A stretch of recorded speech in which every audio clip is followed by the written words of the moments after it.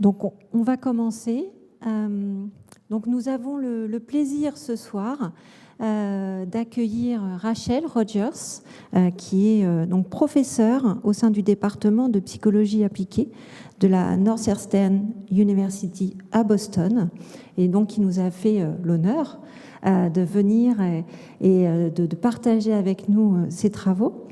Donc, Rachel est non seulement professeure de psychologie, elle réalise de nombreuses recherches, ce qui fait qu'aujourd'hui, elle est dans le top 100 des chercheurs en psychologie. C'est quelque chose d'important. Donc, avec une reconnaissance internationale qui n'est plus à prouver. Elle fait partie du comité exécutif d'un vaste programme, d'un large consortium sur l'étude des femmes, du genre et de la sexualité. Et elle est directrice également du laboratoire que vous avez ici à pied, qui porte notamment sur sa thématique de recherche, à savoir l'image corporelle. Donc c'est une chercheure, un enseignant-chercheur qui est reconnu sur cette question de l'image corporelle et qui va partager avec nous son expérience, ses connaissances et ses recherches sur les déterminants psychologiques et sociétaux des comportements alimentaires. Donc merci Rachel d'avoir accepté cette conférence. Bonsoir. C'est moi qui vous remercie chaleureusement de m'avoir invitée. C'est toujours un plaisir d'assister à ce séminaire et encore plus d'en faire partie. Donc, ce soir, je vais vous parler des déterminants psychologiques et sociétaux des comportements alimentaires. On va commencer par une définition, un peu de contexte pour être d'accord sur de quoi on parle. Et puis, on ira explorer des influences à différents niveaux du modèle socioculturel que je vous présenterai. Pourquoi il est intéressant de s'intéresser à l'alimentation ? Eh bien, parce qu'avec le sommeil et l'exercice physique, il fait partie des 3 grandes sphères comportementales qui agissent sur la santé physique et psychique. Donc, sur l'humeur, sur la concentration, l'énergie, la digestion, les fonctions cognitives, etc. L'alimentation, c'est primordial.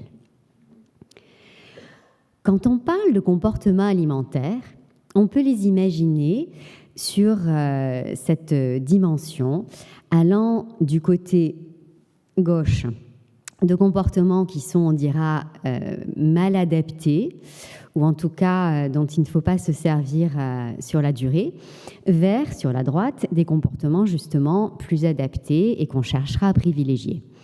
Les comportements mal adaptés sont rigides. Ils sont basés sur des règles, donc il y a des choses qu'on se dit, tiens, ça je peux manger, ça j'ai pas le droit. On voit souvent des cycles de restriction-désinhibition, c'est-à-dire que pendant un certain temps, on va faire des efforts pour se restreindre, et puis au bout d'un moment, il y aura une circonstance qui fait qu'on mange quelque chose qui justement enfreint la règle, et là, on va se dire, bon, pour aujourd'hui c'est foutu, j'ai qu'à tout manger, et on reprendra le régime demain. Et ces cycles, on sait, sont particulièrement problématiques. Les comportements alimentaires dysfonctionnels, ils sont onéreux, c'est difficile, on n'a pas plaisir à manger. Ils sont orientés souvent vers l'apparence, c'est-à-dire qu'on mange en fonction des résultats escomptés sur l'apparence physique. Et ils peuvent servir de source de régulation émotionnelle, ce qui n'est pas totalement à éviter, mais toujours pareil. Si votre seule source de régulation émotionnelle, c'est l'alimentation, ça ne va pas bien fonctionner.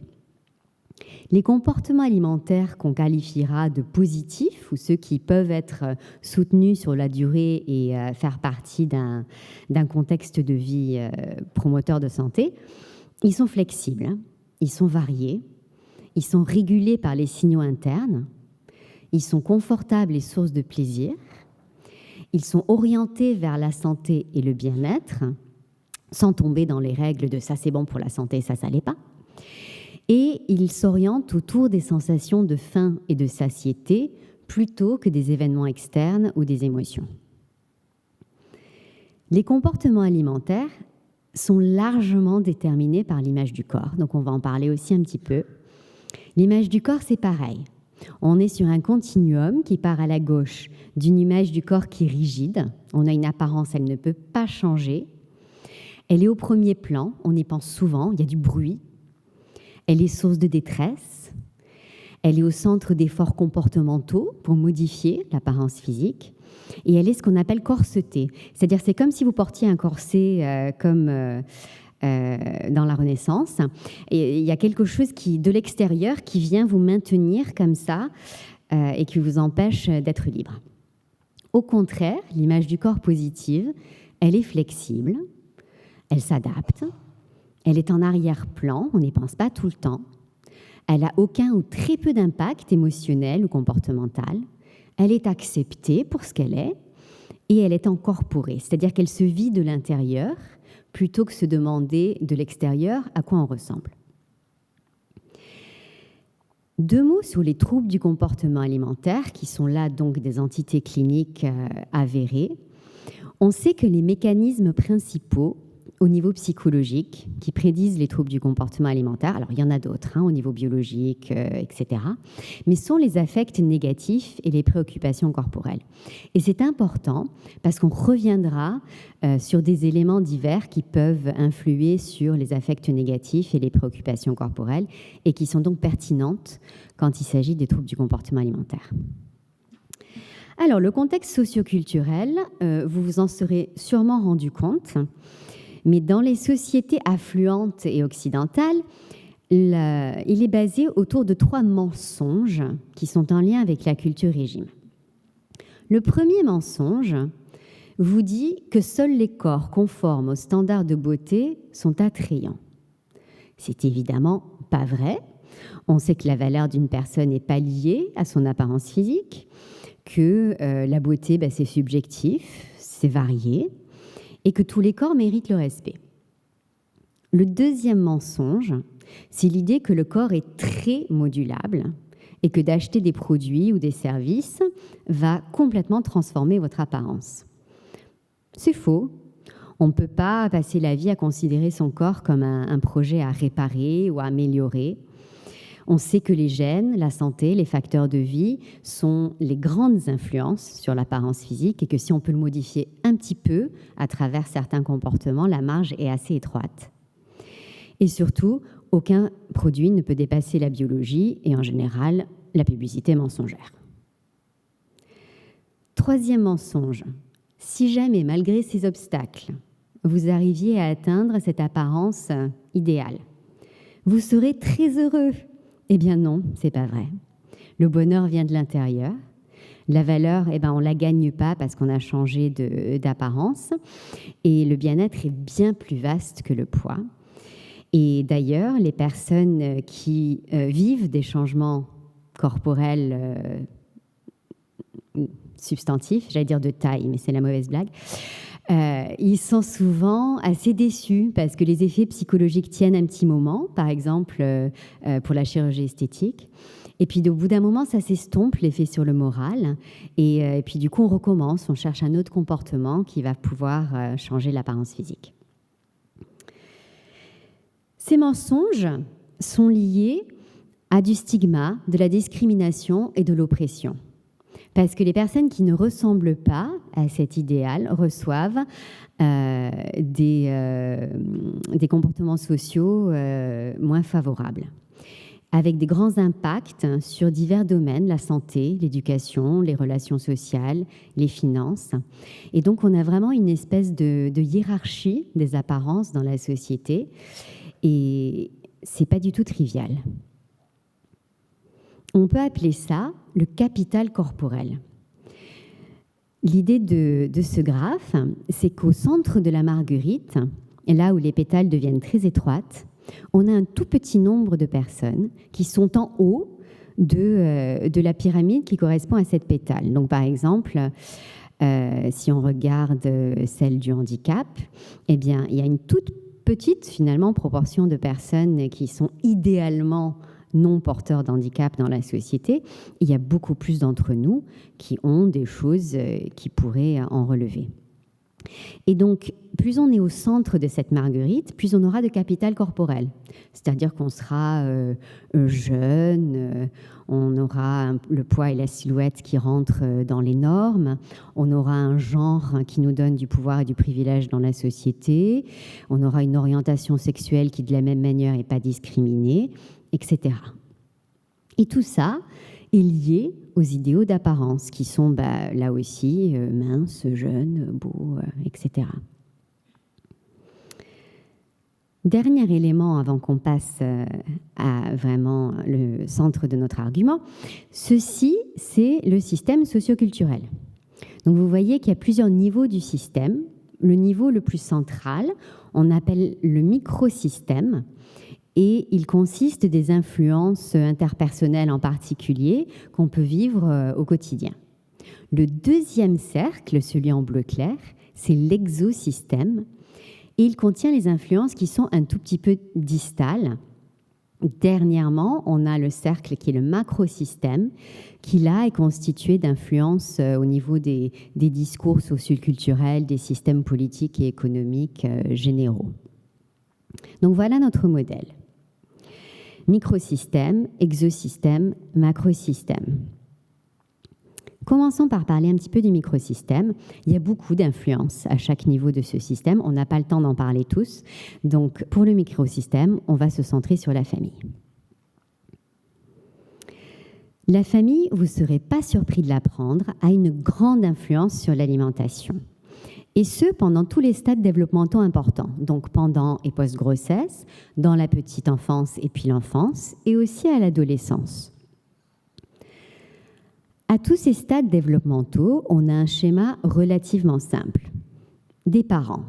Les parents, ils ont leur propre image du corps, leur propre comportement alimentaire et l'humeur.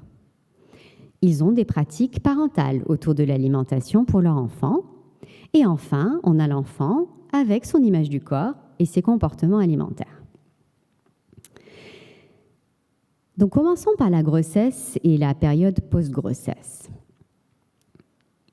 Notre premier élément, c'est les parents et leur image du corps. La période de la grossesse, il se passe beaucoup de choses. Il y a des facteurs biologiques qui vont influer sur l'image du corps, des changements hormonaux, des changements physiques. Des facteurs psychologiques, ça peut être une période de vulnérabilité en termes d'humeur. On voit apparaître de la dépression, de l'anxiété, des préoccupations autour de l'image du corps et des préoccupations alimentaires. Enfin, on a des facteurs sociaux. Les facteurs sociaux sont en particulier des idéaux de beauté différents pour la grossesse et après l'accouchement et des standards de maternité qui mettent l'accent sur des rôles traditionnels versus modernes qui sont parfois difficiles à concilier et avec un mythe de la surfemme. Qu'est-ce que ça veut dire tout ça ? Eh bien, ça veut dire que si vous êtes enceinte ou que vous venez d'accoucher dans notre société moderne, vous êtes confronté à ces messages autour de comment être une maman parfaite, parce qu'être une maman moins que parfaite, c'est évidemment inacceptable, que pour être une maman parfaite, il faut avoir un petit ventre parfait pendant la grossesse et reperdre tout le poids immédiatement après, et que pour être une maman parfaite, il faut concilier tous les rôles et à la maison et au travail et en dehors, et surtout, poster des jolies photos sur Instagram.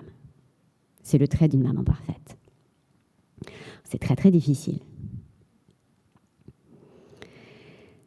Donc, ces difficultés, en tout cas ces pressions autour de l'image du corps et de l'alimentation, elles vont avoir une influence sur les pratiques parentales.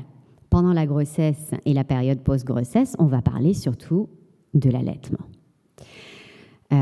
Alors, c'est la traduction d'une image que j'aime beaucoup en anglais, qui montre bien les tensions autour de l'allaitement. Il paraît que le bébé saura exactement quoi faire, mais non, ne t'inquiète pas, ton corps saura aussi, tout est naturel. Et en fait, pour beaucoup de femmes, c'est la déception. C'est pas aussi simple qu'on vous a fait croire. C'est un processus beaucoup plus difficile. Et dans un contexte où on essaie d'être une maman parfaite et qu'on a déjà des préoccupations corporelles, eh ben, c'est d'autant plus difficile.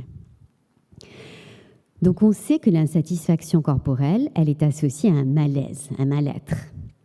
On sait aussi qu'il y a des préoccupations corporelles spécifiques à l'allaitement. Une personne vous dit « mais si, vous allez perdre du poids beaucoup plus rapidement ». L'autre personne fait « attention, tes seins ne seront plus jamais pareils ». Donc c'est compliqué, il y a des pressions, il y a des attentes sociales. On sait que chez les mamans, je vais dire maman, je sais qu'il y a des personnes qui ont porté des enfants qui ne s'identifient pas comme maman, mais on va l'utiliser parce que c'est plus simple. Donc, chez les mamans, l'allaitement confiant et ou exclusif, jusqu'à 6 mois au moins, qui est celui préconisé pour la santé des bébés, est plus fréquent quand les mamans ont moins de préoccupations corporelles pour elles et pour leurs enfants et moins de préoccupations alimentaires. On sait aussi que les préoccupations autour de l'alimentation chez la maman sont associées à des différences de rapidité et de volume des biberons chez les bébés. Alors ça, pour moi, c'est assez fascinant. C'est-à-dire que si je suis une maman qui est inquiète de mon apparence, mon bébé mange différemment au biberon. C'est pour vous dire combien la relation entre la maman et le bébé est importante dans ce processus. On n'est pas que sur de la biologie. Les partenaires ont aussi un rôle, bien évidemment. Et on sait que les mamans qui ont des partenaires soutenants sont moins déprimées, sont plus confiantes pour l'allaitement et ont moins de préoccupations alimentaires. En revanche, les mamans qui perçoivent des pressions de leurs partenaires liées à l'apparence physique, elles ont plus d'insatisfaction corporelle et de préoccupations alimentaires, et du coup, ça se passe moins bien dans la relation avec l'alimentation du bébé. On passe ensuite à la petite enfance et l'enfance. Même schéma. Papa, maman, leur image du corps, leur comportement alimentaire, les pratiques parentales autour de l'alimentation, et puis l'image du corps et les alimentations chez l'enfant. Ici, qu'est-ce qu'on a en termes de pratiques alimentaires ? Eh bien, on va distinguer les pratiques qu'on appellera non à l'écoute de celles qui sont justement flexibles et à l'écoute. Les pratiques non à l'écoute, c'est toutes celles qui cherchent à utiliser l'alimentation pour quelque chose.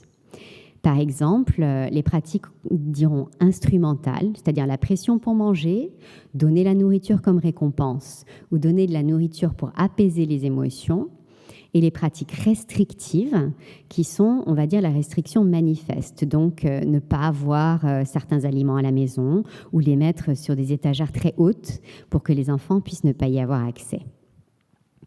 Ces pratiques non à l'écoute sont associées à des choses plus négatives chez les parents et chez les enfants. Donc, on sait que les mamans qui ont plus d'insatisfaction corporelle, eh bien, elles font plus de régime. Elles sont préoccupées par le poids de leur enfant, elles ont des pratiques non à l'écoute et elles ont des enfants qui, à leur tour, ont des préoccupations autour de l'image du corps. Ça se transmet. À l'inverse, les pratiques qu'on dira à l'écoute sont celles qui prônent une alimentation flexible, organisée autour de la confiance, dans la capacité de l'enfant même à s'autoréguler. Les enfants viennent au monde avec la capacité à s'autoréguler. Ils savent quand ils ont pris assez de biberons. Ils continuent à savoir à s'autoréguler dans l'enfance si on encourage ces pratiques-là. Donc chez les mamans qui ont de l'alimentation intuitive, c'est-à-dire ces comportements alimentaires qui sont basés sur les sensations de satiété ou de faim, on observe aussi des pratiques parentales à l'écoute envers l'enfant, moins de préoccupations autour du poids de l'enfant et un environnement alimentaire familial positif. Qu'est-ce que je veux dire par là ? Justement, la présence de diverses catégories d'aliments à la maison, des choses qui sont à disposition de l'enfant s'il décide qu'il a faim et que ce n'est pas l'horaire du repas familial, etc. Donc là aussi, ça se transmet. Si les parents ont une image du corps positive, des comportements alimentaires plutôt intuitifs et positifs, ça se transmet aux enfants.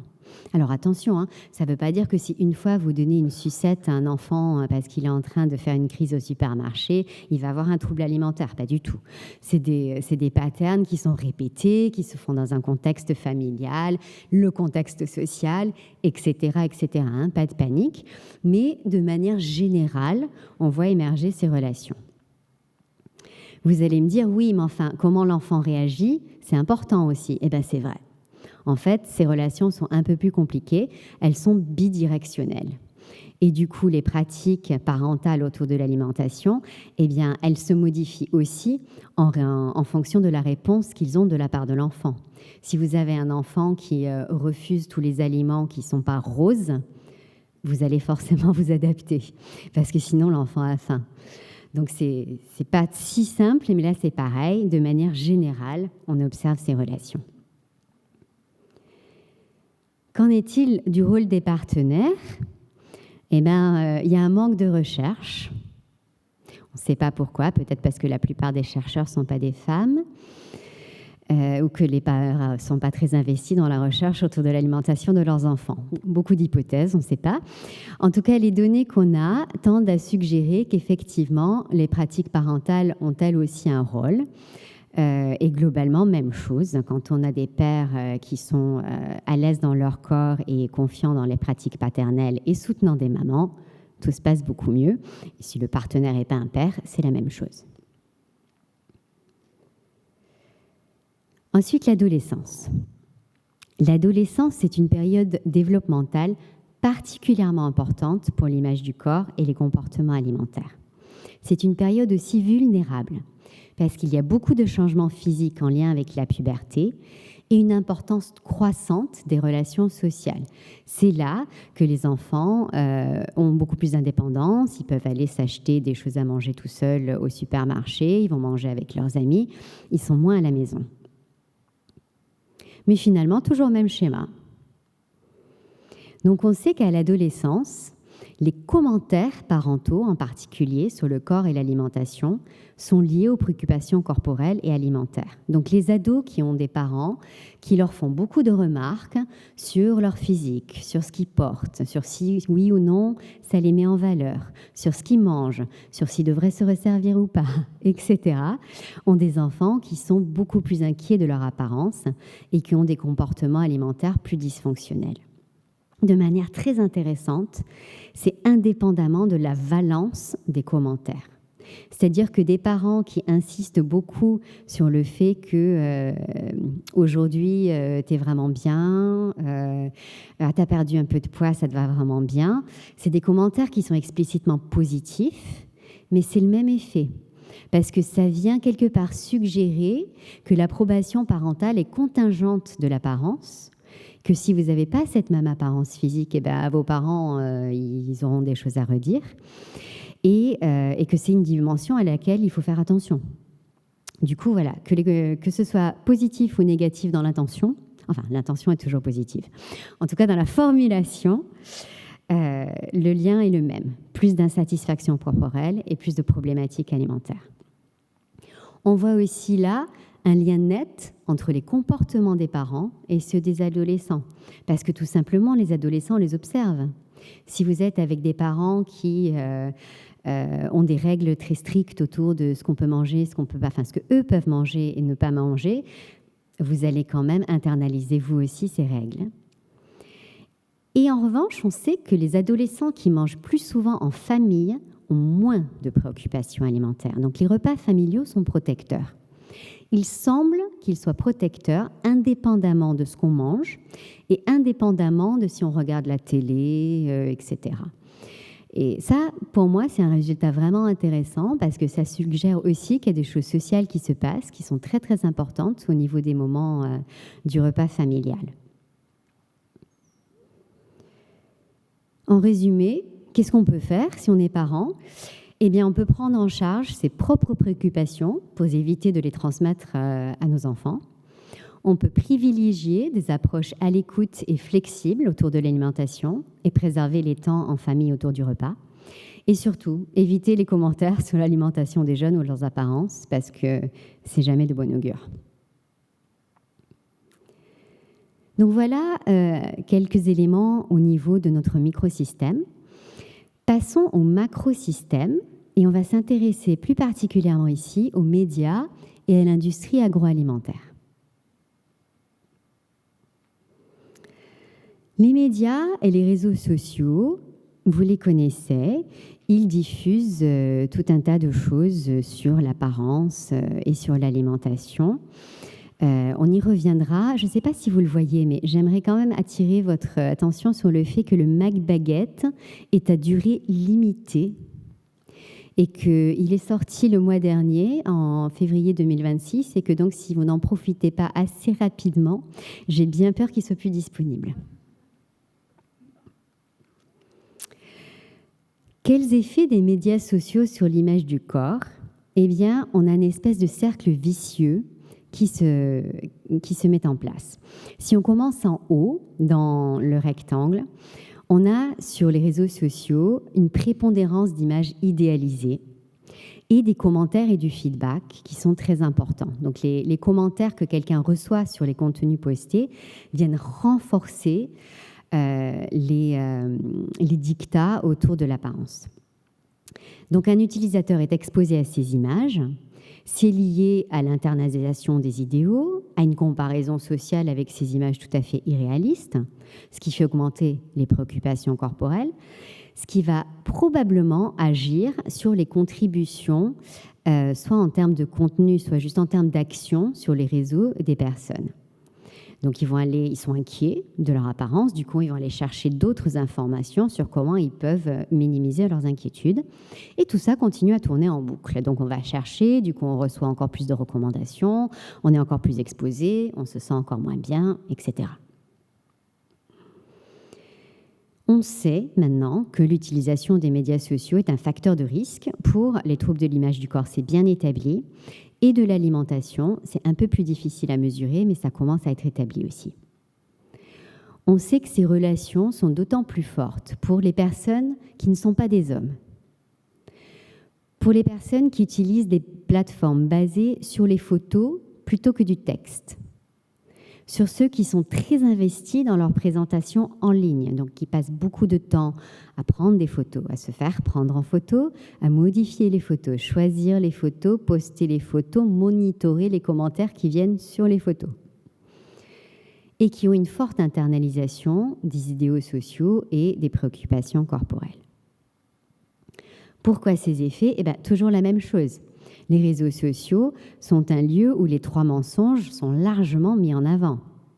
Mensonge 1, il n'y a qu'une seule forme de selfie qui soit valable et qui aura des likes. Mensonge 2, achetez des produits et des services, vous pourrez transformer votre apparence. Mensonge 3, si vous transformez votre apparence, vous passerez votre temps sur un yacht auprès d'une île paradisiaque. Les risques sont aussi dus aux modèles d'intelligence artificielle qui sont sous-jacents aux plateformes et qui utilisent des signaux subtils d'engagement. Quels sont ces signaux subtils? Quand vous êtes sur les réseaux sociaux, vous avez des comportements qui sont très explicites. Vous allez consulter quelque chose, like quelque chose, faire une recherche. Tous ces éléments-là sont évidemment recueillis par l'intelligence artificielle. Mais il y a des choses beaucoup plus subtiles. Par exemple, est-ce que vous regardez une vidéo pendant 15 secondes ou plutôt 18? Est-ce que vous survolez? Est-ce que vous passez sur un post très rapidement et sur celui-là, vous avancez un peu plus doucement parce que vous n'êtes pas sûr si ça vous intéresse ou si ça ne vous intéresse pas? Ces signaux-là sont captés eux aussi et servent à déterminer votre intérêt dans quelque chose. L'intérêt que vous démontrez pour un sujet va ensuite dicter les contenus qui vous sont suggérés et proposés par votre algorithme. Attention, intérêt, ça ne veut pas forcément dire que c'est quelque chose qui vous fait plaisir. Quand on est inquiet, on sait qu'on a des biais attentionnels, une tendance à interpréter les choses d'une certaine façon et à être orienté vers certains stimuli. Il est donc fort probable que vous démontriez tous ces signes subtils envers les choses qui vous inquiètent quand vous êtes sur les réseaux sociaux. Pour les personnes qui ont des préoccupations autour de l'image corporelle, l'image du corps, ça les inquiète. Et donc, ils s'engagent beaucoup plus avec ces contenus. Et on sait par exemple que sur TikTok, les personnes qui ont des troubles alimentaires reçoivent énormément plus de contenu en lien avec les troubles alimentaires, ce qui forcément est néfaste pour une personne qui a déjà des préoccupations. Ces effets sont aussi dus aux commentaires, on le disait, qui renforcent certains discours sociaux. Ils sont dus à la frontière de plus en plus floue entre ce qui est de la publicité nette, un influenceur et des usagers lambda. Cette barrière floue, elle vient du fait qu'il n'y a pas de distinction claire, il faut objectivement. Quelqu'un qui est un influenceur, est-ce qu'elle fait de la pub ou pas? Oui et non, ça dépend du contrat financier exact qu'ils ont avec le produit, ça dépend de plein de choses. Et ce flou qui est, je dirais, délibéré, parce qu'il permet de créer des relations parasociales avec les influenceurs, ce qui augmente les taux de vente. Il est d'autant plus difficile pour les jeunes à repérer qui ont, eux, déjà du mal à comprendre le marketing quand il est flagrant. Et enfin, ces effets sont dus aux communautés en ligne qui prônent les troubles alimentaires comme choix de vie. On sait que les troubles alimentaires sont marqués par le déni et une grande résistance au traitement. Et du coup, il existe des espaces en ligne où les personnes qui ont ces troubles les décrivent comme étant un choix de vie, disent que non, ce n'est pas des troubles alimentaires. Et si on essaie de réguler la présence de ces communautés, ça reste très très difficile et c'est très dangereux pour les usagers qui ont des préoccupations.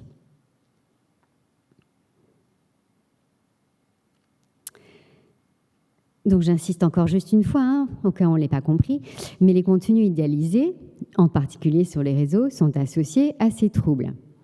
On sait par contre que les contenus sans corps et les contenus qu'on classifiera de body positive, donc ceux qui au contraire suggèrent l'acceptation du corps et essaient de montrer des corps qui divergent des idéaux de beauté, ils sont moins délétères. On sait aussi que les contenus qui illustrent des comportements alimentaires positifs sont associés à moins d'insatisfaction corporelle, plus d'images du corps positives et plus d'alimentation intuitive que les contenus typiques, type perdez du poids en 8 jours. Donc il existe aussi des poches, même sur les réseaux sociaux, où les influences sont positives, où on véhicule des messages qui sont justement soutenants de l'image du corps et de l'alimentation. Le problème, c'est que c'est des messages qui sont très minoritaires et qu'à moins de les chercher délibérément, vous allez avoir beaucoup du mal à les rencontrer. L'industrie agroalimentaire. L'industrie agroalimentaire, elle est liée aux médias parce que c'est comme ça qu'elle se promeut. L'industrie agroalimentaire utilise de nombreuses stratégies qui visent délibérément à entraver votre régulation spontanée de l'appétit. Il n'est pas dans l'intérêt de l'industrie agroalimentaire que vous sachiez quand vous avez faim et que vous vous arrêtiez de manger quand vous avez plus faim. Ce serait un marché alimentaire qui ne grandirait pas. Or, le marché alimentaire est basé sur la croissance, donc ce n'est pas possible. Ça va mener à des cycles de consommation et de restriction. C'est conçu comme ça. La moitié de l'industrie agroalimentaire vous vend des choses qui sont décrites comme étant délicieuses, irrésistibles et terriblement mauvaises pour votre ligne et votre santé, et des choses qui ne vont pas être très délicieuses, mais par contre, c'est très faible en sucre, il n'y a aucun cholestérol, du coup, vous devriez en manger. Évidemment, ces messages-là provoquent des cravings, c'est-à-dire des moments où on a très, très envie de quelque chose, et des symptômes de binging ou d'hyperphagie, parce que quand on a eu très, très envie de quelque chose et qu'on en mange un petit peu, c'est difficile de s'arrêter parce que pendant tellement longtemps, on en a eu envie. Donc là, c'est pareil, on a un espèce de cercle vicieux avec des personnes qui ont des préoccupations corporelles parce qu'elles vivent dans notre société, qui sont donc de manière un peu alternante en période de restriction. Elles ont ensuite des grandes envies et des périodes d'hyperphagie. Et tout ça est aggravé par l'industrie alimentaire qui crée des aliments qui sont difficiles à manger en modération, qui vous les vend dans des portions qui sont beaucoup plus grandes que nécessaires et qui vous revendent ensuite par derrière des aliments régime.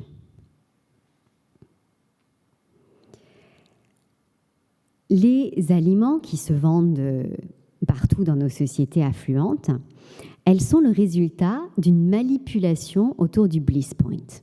Le bliss point, c'est la combinaison parfaite de sucré, salé et de gras qui va déclencher le plaisir maximal au niveau cérébral quand vous le mangez.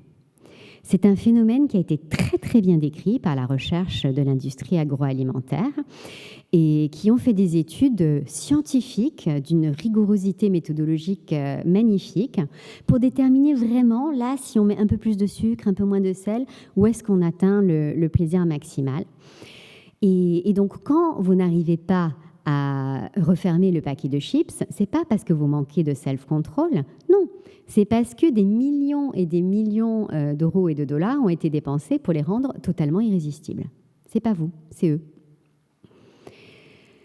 Il y a aussi des stratégies de marketing très efficaces. Par exemple, cette vision dichotomique des aliments dont on parlait, où il y en a qui sont bons mais mauvais, et il y en a qui sont mauvais mais par contre bons pour vous.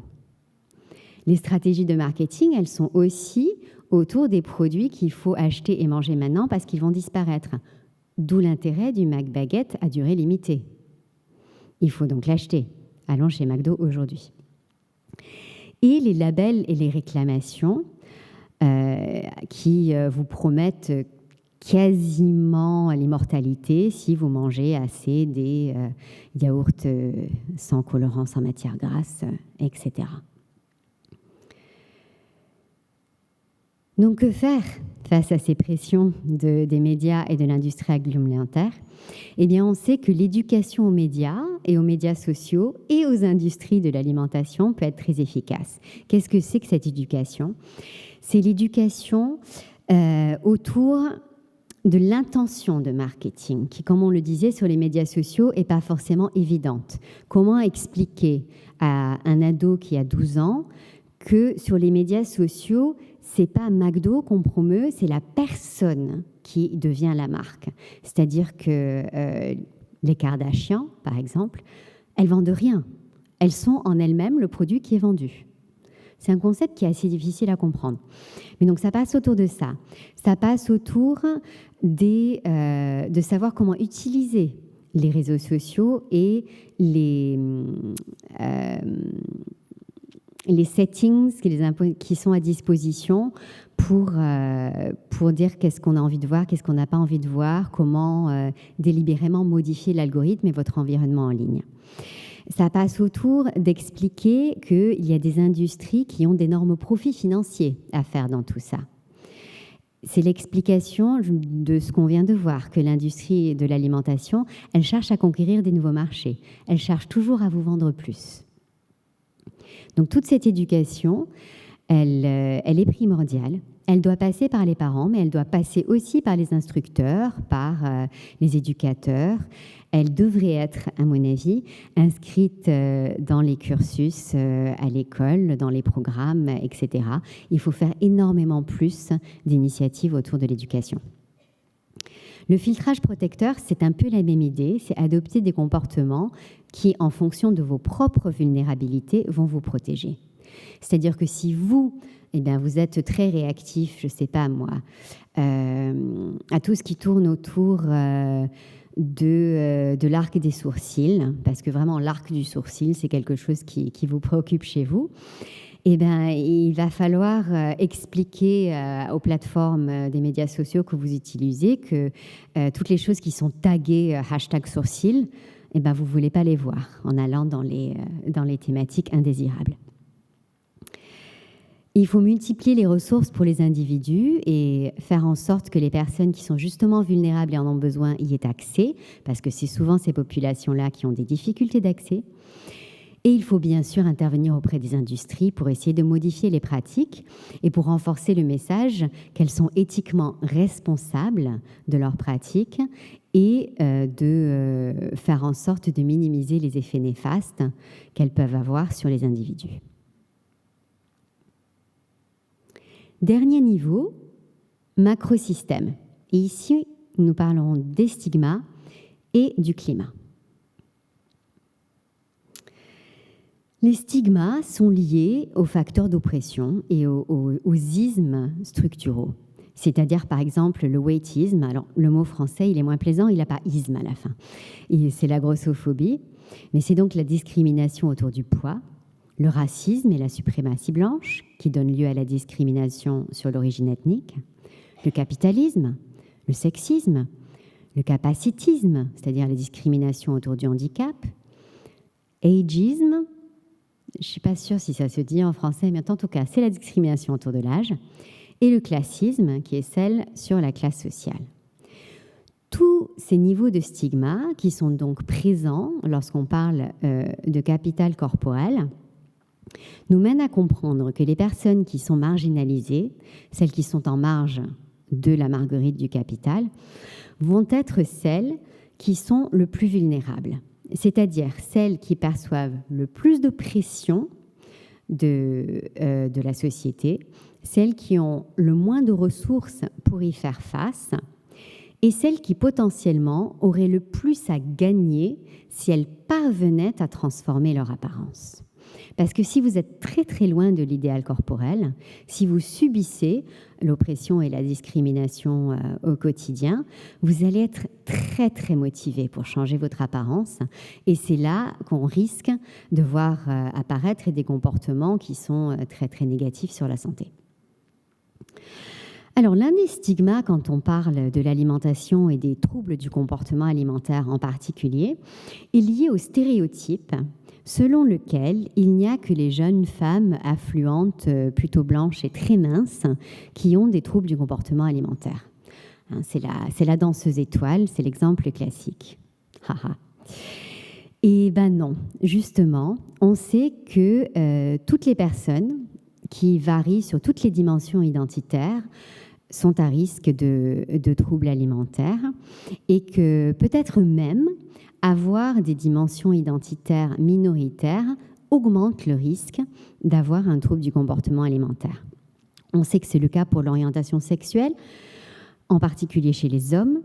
On sait que c'est le cas pour le genre, pour les personnes porteuses d'handicap, etc. L'une des dimensions qui est très très intéressante, c'est le statut économique et social. Le statut économique et social influe énormément sur l'accès à l'alimentation et la qualité des aliments. Et on sait que les personnes qui ont peu de ressources financières, contrairement à ce qu'on pourrait penser, sont à haut risque de troubles alimentaires. Le paradoxe, c'est qu'on se dit souvent, si on n'a pas assez d'argent pour manger, on ne mange pas, on n'a pas de problème de poids, pas de problème d'alimentation. Eh bien non, justement, c'est pas vrai.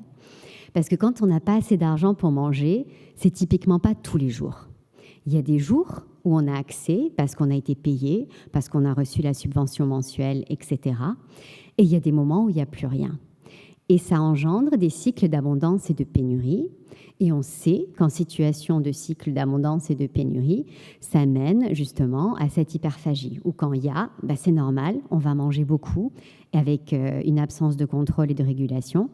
Et quand il n'y en a plus, on va passer par des grandes périodes de faim et de restriction. Information importante, la restriction effective calorique, qu'elle soit recherchée ou pas, a les mêmes effets psychologiques. C'est-à-dire que si, pour une raison quelconque, vous n'avez plus accès à l'alimentation pendant un certain temps, les effets sur votre corps et votre psychologie vont être les mêmes que si vous aviez décidé de jeûner pendant 5 jours. Ce qui veut dire que les personnes qui, justement, n'ont pas accès à l'alimentation, elles ont les mêmes symptômes que les personnes qui font des régimes extrêmes. On sait aussi que les personnes qui ont peu de ressources financières, elles ont un accès réduit aux produits peu transformés. Et justement, elles vont avoir plus accès à des produits que l'industrie agroalimentaire aura mis beaucoup d'efforts à transformer et à rendre très difficile, encore une fois, à manger en petite quantité. Et on sait aussi que les troubles alimentaires sont moins diagnostiqués dans ces populations, justement à cause des stéréotypes. Mais plus intéressant encore, chez les personnes qui ont peu de ressources financières, il y a certains sous-groupes qui sont à risque encore plus élevé. Par exemple, dans une étude qu'on a réalisée, les hommes bisexuels latinex et les femmes lesbiennes latinex avec peu de ressources financières, avaient 30% de plus de risques de troubles alimentaires que le groupe référence. Donc c'est vraiment très important d'essayer de se dégager et de contrer ces stéréotypes parce que ça a des effets très négatifs sur la perpétuation de ces idées au niveau social, mais aussi sur le fait de renforcer les barrières à l'identification et à l'accès au traitement chez les personnes qui ont des troubles alimentaires et qui font partie des groupes qu'on pense protégés. Enfin, le changement climatique. Le changement climatique, souvent on me regarde avec des grands yeux écarquillés en me disant « mais qu'est-ce que ça a à voir avec l'alimentation ?» En France, on sait très bien ce que ça a à voir avec l'alimentation depuis la grande pénurie de moutarde qui s'est résorbée fin 2024. Vous vous rappellerez sûrement cette époque où on ne pouvait plus acheter que 2 bocaux de moutarde dans les supermarchés. On était très très limité. Cette pénurie de moutarde, elle venait après des périodes de grande sécheresse dans les endroits où on produit les grains à moutarde. Et elle avait eu donc ses effets sur l'offre. C'est un exemple un peu cocasse, on peut vivre sans moutarde, mais les changements climatiques ont d'énormes impacts sur la chaîne de l'alimentation, sur l'industrie agroalimentaire et bien évidemment sur les comportements alimentaires. Donc, qu'est-ce que c'est que le changement climatique? On le sait, c'est des événements climatiques qui sont extrêmes, de plus en plus extrêmes, de plus en plus fréquents. C'est des populations qui sont déplacées. C'est un stress économique croissant chez les populations vulnérables en particulier, ce qui génère l'insécurité alimentaire dont on vient de parler, et le marché de l'apparence. Qu'est-ce que c'est le marché de l'apparence? C'est le fait de voir l'apparence physique comme votre principale source de mobilité sociale ou d'accès aux choses dont vous avez besoin dans la vie. Donc le changement climatique, il vient affecter les facteurs de risque dont on parlait tout au début. Il augmente les effets négatifs parce que c'est quelque chose qui fait peur, on est anxieux, on a très peu souvent il y a très peu de choses actionnables à notre niveau individuel. Ça augmente les préoccupations corporelles, en particulier à cause des températures qui augmentent, et les préoccupations alimentaires pour tout un tas de raisons. Et donc, ça va être lié aux troubles alimentaires. En tout cas, en théorie. On a encore assez peu de données parce que, comme vous pouvez l'imaginer, c'est très difficile à les mesurer.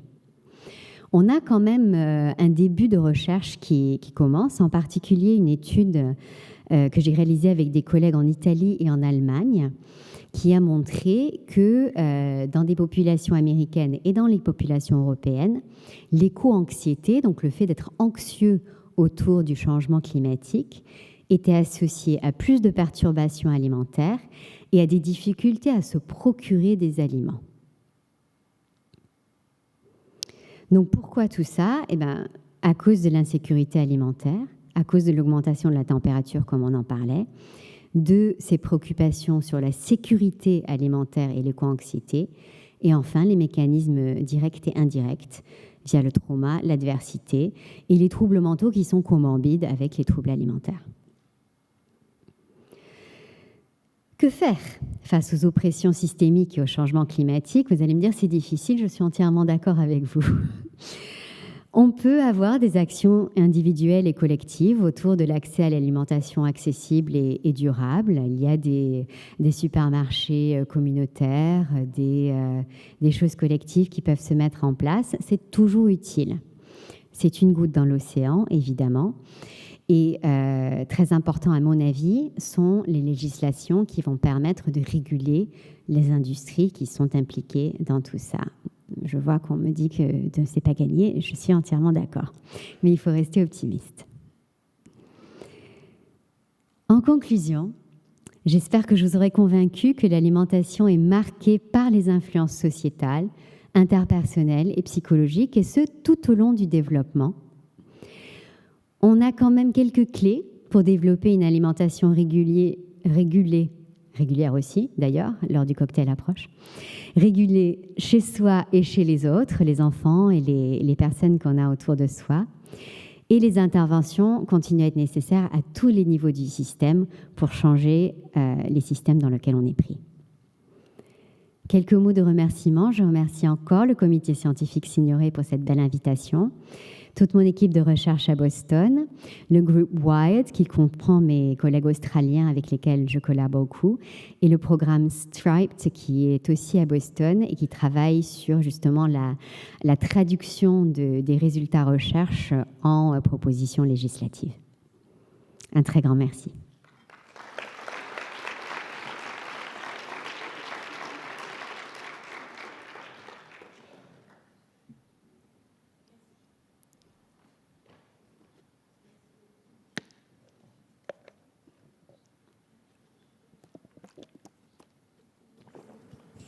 Merci beaucoup. Merci pour cette conférence, pour tes qualités didactiques et en tout cas d'oratrice qui sont qui sont toujours appréciées en tout cas.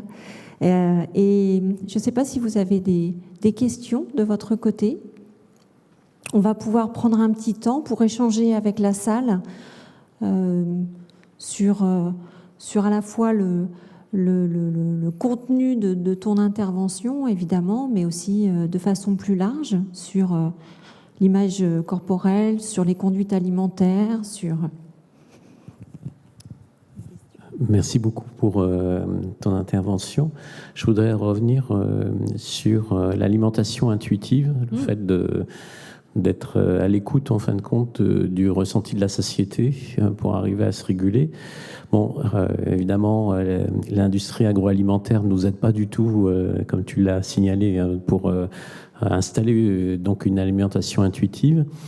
Est-ce qu'il existe des programmes de prise en charge un petit peu méthodologisés qui permettent effectivement d'arriver à retrouver, je dirais, cette alimentation, en fin de compte, ce ressenti sur une alimentation intuitive?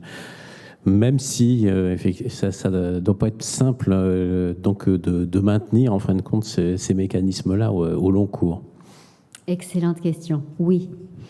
Donc, l'alimentation intuitive, elle repose sur 7 pieds théoriques et il y a des programmes, en particulier des programmes d'éducation en groupe qui ont démontré une très belle efficacité. Les programmes en groupe, à mon avis, sont très utiles. Ils sont aussi assez onéreux à mettre en place parce qu'il faut réunir les personnes au même endroit, au même moment. Il faut payer un expert pour les mener. C'est quand même pas mal d'investissement en temps, énergie et argent. Et du coup, l'une de mes doctorantes a eu la belle idée de créer une intervention brève en ligne qui dure une vingtaine de minutes. Elle a fait une étude pilote ouverte, donc sans groupe contrôle, avec des tailles d'effets tout à fait probants. Et du coup, elle est là, elle va commencer à recruter pour un essai randomisé pour voir si ça se maintient. Si ça se maintient, c'est très très bien, parce qu'une intervention sur 20 minutes qui permet effectivement de mettre en place ces débuts de comportement, après c'est à évaluer sur du plus long cours pour voir si ça se maintient, mais c'est de très bon augure.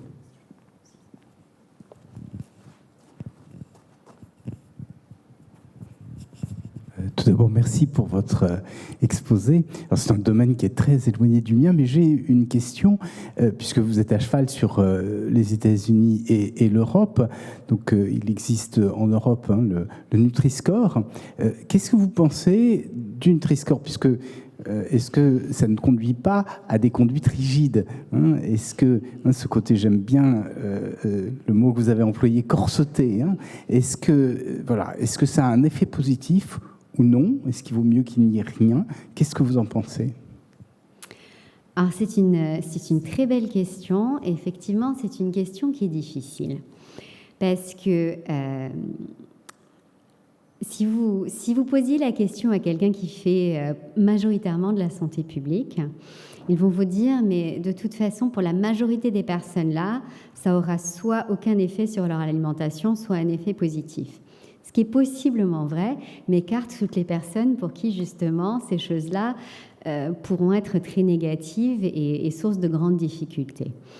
Le Nutri-Score, il a la particularité de prendre en compte les qualités nutritionnelles, justement, de manière un peu globale, ce qui, à mon avis, est mieux que juste les labels avec les calories, etc., qu'on sait très inefficaces. Après, il est quand même relativement rigide. Il illustre assez mal la complexité de ce qu'est la nutrition. Je crois que c'est une question difficile. Est-ce que c'est mieux que d'autres systèmes de labellisation? Oui, sans doute. Est-ce que c'est mieux que rien? Je ne sais pas. Est-ce qu'il y aurait des systèmes encore meilleurs? Fort probablement.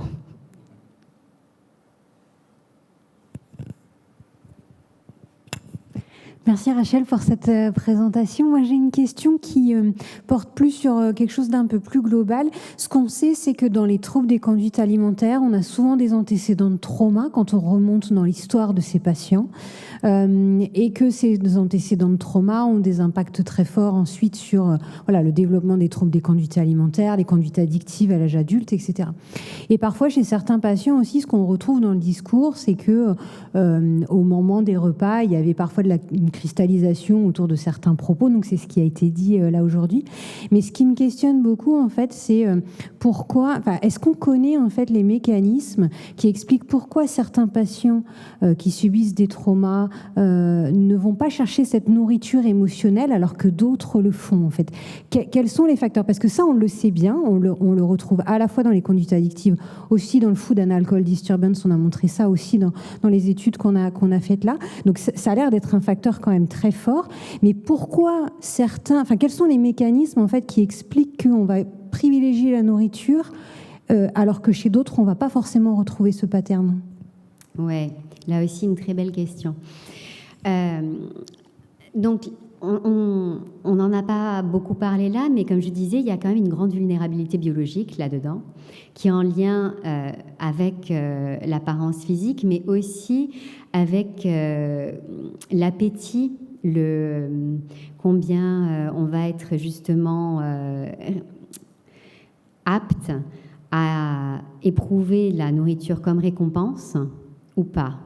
Et les personnes, alors à part certains troubles alimentaires comme le ARFID, mais sinon de manière générale, les personnes qui sont prédisposées à avoir plutôt des troubles alimentaires sont des personnes pour qui la nourriture est une grande source de récompense.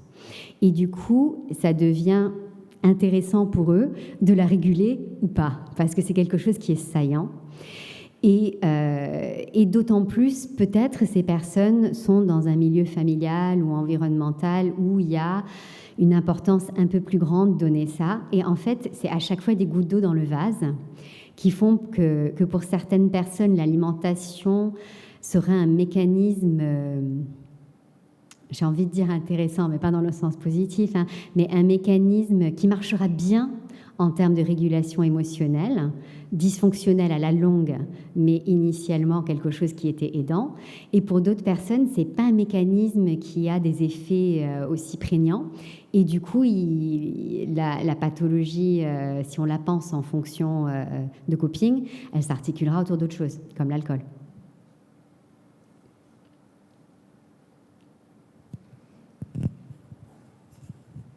Oui, je voulais vous demander si vous pourriez revenir un peu sur ce que vous avez développé déjà sur l'importance du milieu social, l'importance de l'origine sociale.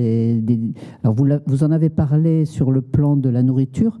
Est-ce que vous pourriez un peu élargir ça, s'il vous plaît? Tout à fait, merci pour la question. Donc, au niveau de l'apparence, du coup, vous me demandez. Oui. Donc, en ce qui concerne l'apparence et l'image du corps, il y a deux facteurs. Il y a le facteur socio-culturel en termes d'origine ethnique et culturelle, et puis après, tout ce qui s'articule autour de la classe sociale. On sait que les origines ethniques et culturelles ont un lien qui est non linéaire avec l'apparence physique, parce qu'il y a des différences en termes d'idéaux. Même si l'idéal corporel il est de plus en plus mondialisé, parce qu'on utilise tous les mêmes médias, il varie quand même un petit peu selon les origines culturelles et les groupes d'appartenance. Et on sait aussi que l'idéal majoritaire, il reflète un groupe culturel et social particulier qui est celui qui est eurocentrique, à peau claire, à cheveux fins, etc. Et donc, il y a une intersection un peu compliquée entre des facteurs culturels qui peuvent être protecteurs et quand même cette oppression globale médiatique qui dit que justement l'apparence physique, la seule qui est en haut de la pyramide, c'est celle qui est eurocentrique et pas les autres. En ce qui concerne la classe sociale et les ressources financières, là on est plus sur l'idée que j'expliquais autour du capital corporel. C'est-à-dire que si vous venez d'un milieu où vous avez peu de ressources, vous avez peu de possibilités de mobilité sociale et où vos autres dimensions identitaires font que vous vous dites « j'ai pas énormément de possibilités dans cette vie », l'apparence physique va être pour vous une source de richesse potentielle très grande.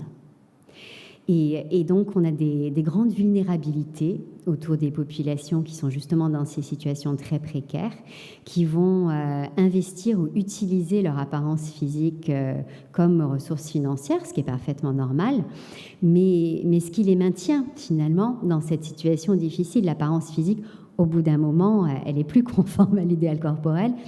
Et là, qu'est-ce que vous faites ?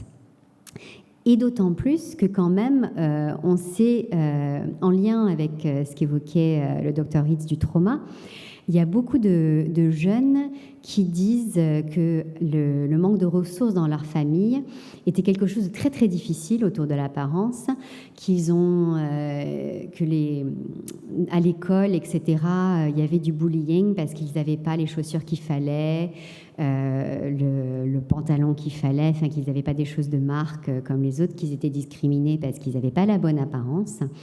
Et donc là aussi, il y a un lien. Merci.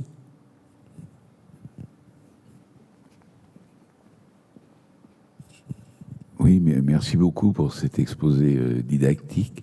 J'ai une question. Est-ce que vous avez pu travailler sur l'héritabilité des préoccupations corporelles exagérées, voire des troubles du comportement alimentaire? Moi, non, mais il y a énormément d'études sur l'héritabilité, des études de jumeaux, des études de grandes cohortes. En particulier, le docteur Boulik fait beaucoup de recherches sur ça. Et si je me souviens bien, les taux d'héritabilité sont au-dessus de 60% dans l'anorexie restrictive. C'est moins grand dans les autres pathologies. L'anorexie est vraiment une pathologie fortement déterminée par la génétique et la biologie. Les autres, un petit peu moins. Et ils ont mis en évidence des choses très intéressantes comme une espèce de prédisposition biologique à repartir vers des poids très faibles chez les personnes même qui étaient en rémission d'anorexie pendant longtemps et leurs jumeaux. Comme s'il y avait cette espèce de poids biologique qui vous tire toujours vers ça. Voilà, donc il faut... je crois que c'est important de le reconnaître. À mon avis, comme c'est toujours des facteurs et des comportements qui sont multidéterminés, il ne faut pas s'en servir comme argument. C'est toujours ma crainte, et je ne dis pas que c'était pour ça que vous souleviez l'idée, mais s'en servir pour minimiser les facteurs socioculturels, qui est ce qui peut se passer quand on met trop en avant, par exemple, les modèles neurobiologiques qui sont certes importants, mais qui peuvent venir essayer de mettre à l'ombre ces facteurs sociétaux, ce qui évite aux grandes industries, etc., de devoir modifier leurs pratiques. Bonjour. Oui, bonjour. Pas de souci. J'ai trouvé très intéressant votre partie sur le lien entre les ressources financières et les TCA, et le lien que vous faites justement avec l'hyperphagie. Et je voulais savoir s'il y a d'autres sous-groupes sociaux, par exemple, qui sont liés à différents types de TCA ou différentes grilles d'analyse vous avez en partie expliqué avec l'anorexie, par exemple, pour la partie génétique. Mais du coup, je voulais savoir s'il y a d'autres études en lien. Excellente question. Alors, on sait que, par exemple, le genre influe sur le diagnostic. Donc, dans l'anorexie, la différence de genre est énorme. C'est-à-dire qu'il y a très peu d'hommes qui sont diagnostiqués par rapport aux femmes. Elle est beaucoup moindre dans le binge eating, qui est donc le trouble hyperphagique, et elle est entre deux dans la boulimie. Après, ce qu'il faut savoir aussi, c'est que quand même, même dans l'anorexie restrictive, il est plus fréquent d'observer chez une personne qui a un trouble alimentaire un switch diagnostique à un certain moment que de ne pas l'observer. C'est-à-dire que la plupart des personnes qui ont un trouble alimentaire, à un moment, auront une présentation qui correspond à un diagnostic et à un autre moment, aura une présentation qui correspond à un autre diagnostic. Du coup, ce qui vient aussi modifier un peu l'idée de ce qu'on se fait de ces troubles comme entités distinctes et complètement séparées, parce que ça navigue beaucoup d'un à l'autre. Mais très bonne question. Bonjour. Alors moi, j'avais une question par rapport au père et quels impacts ça avait dans la construction de sa vision de l'apparence, notamment à l'école, au collège, au lycée, etc. Père, P-A-I ou P-E-R? PAI. PAI, les amis, quoi. C'est ça, ouais. Ouais. Alors tout à fait. Donc j'ai pas eu le temps de m'y pencher trop, mais les pères ont une très grande influence. Un peu comme les parents, d'une part parce qu'ils modèlent des comportements et d'autre part parce qu'ils font des commentaires directs. Donc on sait qu'il y a des effets de sélection et de socialisation. C'est-à-dire que les personnes vont avoir tendance à choisir des amis qui ont des attitudes et comportements qui sont similaires aux leurs. Mais une fois qu'on fait partie du groupe amical, on se renforce aussi les uns les autres. Et ça, et au niveau des comportements, et au niveau de la norme qu'il existe autour de l'apparence. Donc les ados ou les enfants qui ont des amis qui sont très investis dans l'apparence, qui passent beaucoup de temps à en parler, vont avoir plus de préoccupations. Et au contraire, les enfants qui ont des groupes, des cercles amicaux où c'est pas du tout quelque chose qui est privilégié, en auront moins. Mais ça se passe aussi, et c'est là où c'est intéressant, parce que les niveaux du système interagissent entre eux. Et donc ça se passe aussi sur les médias sociaux, par exemple. Si vous avez des amis qui sont très investis dans leur présentation en ligne, vous allez avoir tendance à l'être aussi, et vous allez être exposé à beaucoup plus de commentaires autour de l'apparence quand vous êtes sur les réseaux. Donc absolument.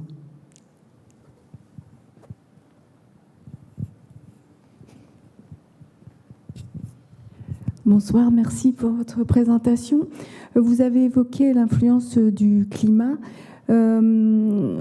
J'ai aussi pensé à l'alimentation et l'influence donc des modifications en fait des différents régimes alimentaires qu'on voit apparaître également, qui j'ai découvert assez récemment le terme d'orthorexie. Et donc, je me demandais si, avec votre expérience, vous voyez une évolution de la nature des troubles du comportement alimentaire avec les évolutions de la société. Merci beaucoup. Alors oui, donc dans l'étude qu'on a proposée avec les collègues italiens et allemands dont je vous parlais, on a utilisé un questionnaire auto-rapporté de troubles alimentaires classiques et on a créé des items qui étaient spécifiques à ce qu'on pouvait imaginer, voir venir justement spécifiques en lien de l'éco-anxiété. Donc des items qui vont chercher la restriction alimentaire par peur d'aggraver la situation climatique, la restriction alimentaire parce qu'on ne trouve pas de produits qui sont bio ou éco-sourcés ou kilomètre zéro, des symptômes d'hyperphagie qui ne viennent pas d'une restriction pour l'apparence, mais au contraire parce qu'on se dit, par exemple, que la viande, il faut moins en manger, donc on se restreint et finalement, du coup, ça augmente ces cravings-là. Donc, pour le moment, on est encore en train un petit peu de balayer la situation, mais je pense, étant très socialement déterminés, les troubles du comportement alimentaire dans leur présentation clinique varient énormément avec le contexte et la culture. On note dans les cultures asiatiques, par exemple, des symptômes qu'on ne voit pas chez nous.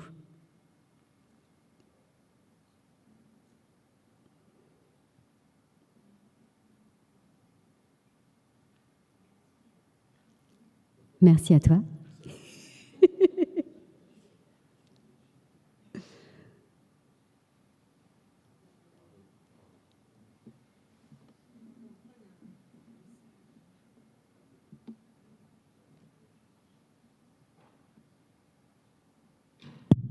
Voilà.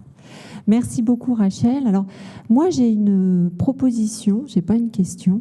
En fait, je propose à la salle aussi de réguler son comportement alimentaire grâce à un album de musique que tu as enregistré récemment, qui est confidentiel. Donc c'est un album avec je ne sais plus combien d'enregistrements. Il y a combien de Il y en a 8, donc en solo accompagné d'un piano. Donc voilà, entre deux recherches et des cours et des encadrements et des conférences, donc tu as encore le temps et le plaisir de faire de la musique. Je pense qu'on va s'arrêter là pour le coup. Je te remercie sincèrement. C'est moi, merci beaucoup. Et puis...